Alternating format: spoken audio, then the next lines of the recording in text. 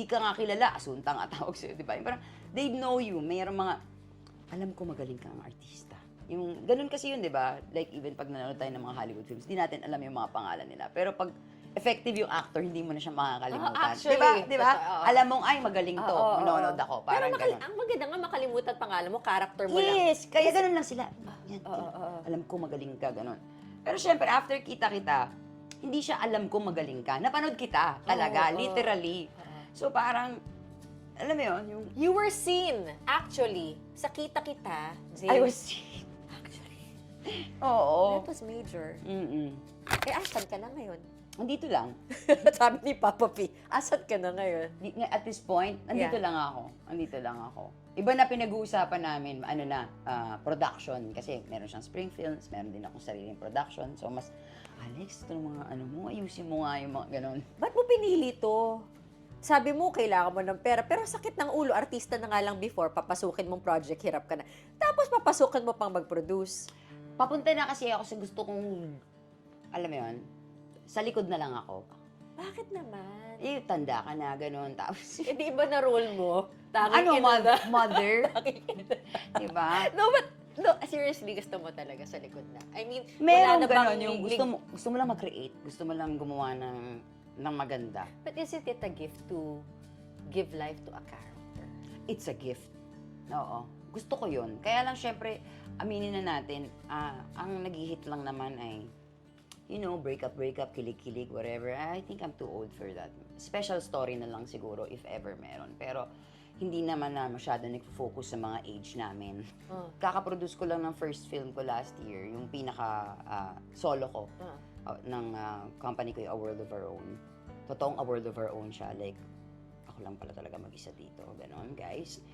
Sabi nila, magtira ka para sa sarili mo. Nakalimutan ko yung part na yon. Hindi ako nagtira, even sweldo ko, whatever. May utang pa ako. Ang tagal ng tulog ng pera, 1 year na. Yun nga, parang inuubos mo, you're very risk taker ka, parang ganun yung dating. Pero ngayon na 41, with more wisdom na rin, more paso na rin in the past, meron bang babaguhin? Or gustong baguhin? Or bahala na? Ito na ako eh. Ayoko yung ito na ako. Ang sad nung ganong klaseng pag-iisip, di ba? Kasi marami akong kilalang ganon. Yung ang tanda na nila. Tapos ganito na ako eh. Parang, good luck to you.